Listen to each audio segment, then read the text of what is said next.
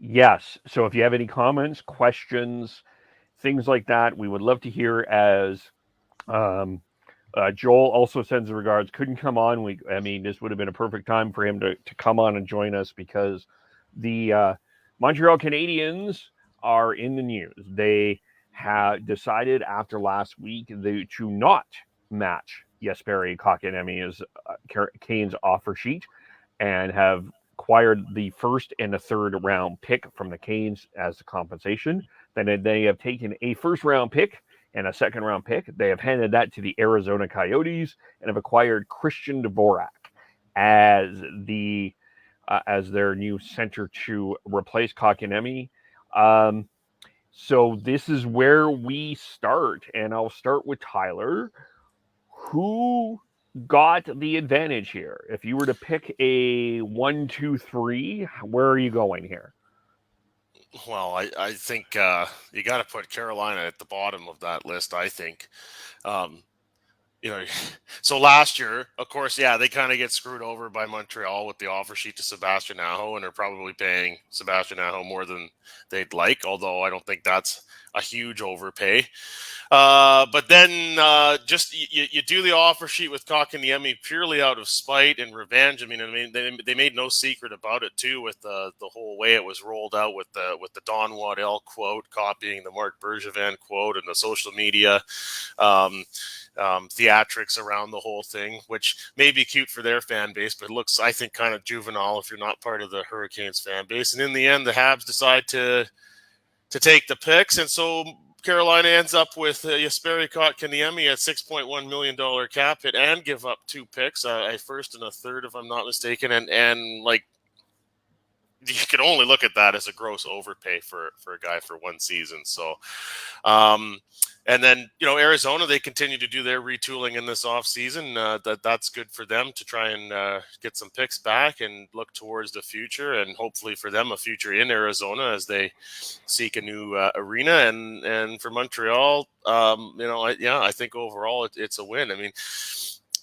Kotkaniemi was clearly not solidly an everyday player for them. He was a healthy scratch on a couple of occasions in the playoffs last year, and while there was some potential there, Bergevin is not one to be patient in his general managing. It is kind of get with the program or get out philosophy there, and we saw that again here. Sean? I think it's the Habs came out looking the best here. You've got Arizona trading away a young player. Like, what is Arizona doing? Like, you've got young players, some good young players on that team, that you're trading them away.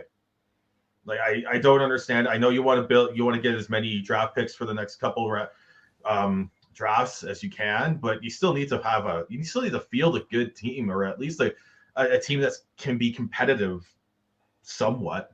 So I as much as, yeah, they got picks, I still think it's not like there's going to be an exodus. You saw a tweet from Jacob Chychrun, probably very, very, very much someone who we'll talk about later on with the Olympics as a dark horse to make Team Canada. Very, very good defenseman. Not happy with trading Dvorak. They lost Ekman Larson. They lost Garland. Who's next?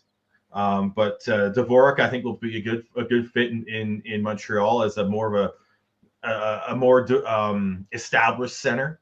Kotkaniemi never really established himself as an NHL level center. It sounds like Carolina's going to play him on the wing to start, which I think is the right move. And then, yeah, I think Carolina, I think they had the cap space. They knew that. Looks like Jake Gardner's going on the LTIR with getting another hip surgery, this time on his hip, and I think it's a good ad for them. I think good rounds out their forwards group a little bit more, and I think he'll find another level in Carolina. But the time for Kotkaniemi in Montreal was done. Like, even before right at the end of the playoffs, where they just kept scratching him, and he's still super young, just coming off his ELC. I think it's you look at that, and I think Montreal comes out looking really good, even though Bergevin was scrambling for 7 days to try and find a center to replace Kotkaniemi. Yeah, I look at this Arizona Coyote. I'm going to start with the Coyotes. It's going to be a dumpster fire this year. And you have Clayton Keller, who you have until 27, 28.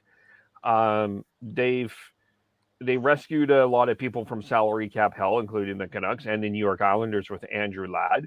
You've got Christian Fischer, who is, he's okay. He's going to be an RFA. You've got Jacob Chikrin.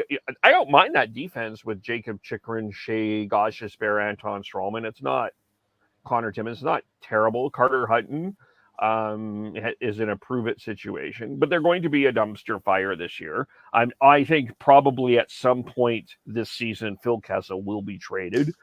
I think that's a foregone conclusion to me. Unless someone sees something different. He's a UFA next year. He's making, 6.68?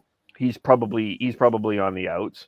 I think they're building through the draft. They've been a dumpster fire of an organization, but there's a lot of people in Arizona that are saying that there's some excitement around the team. So we'll see. The Montreal Canadiens, I think you have to give them credit because no matter how you look at it, they did upgrade. I think Christian Dvorak is definitely an upgrade. Where you think Christian Dvorak is on the pedestal, he's definitely an upgrade from just Perry Kotkaniemi. I think the Carolina Hurricanes, I think as much as I'm with you, Tyler, as much as they have had the entertainment and social media for all of this, and they deserve the applause for what they've done for social media wise, I think that they completely underestimated that the Canadians would not. I did not think that the Canadians. I think they didn't expect the Canadians they expected the Canadians to match, and I think that they got themselves a little bit flat-footed here.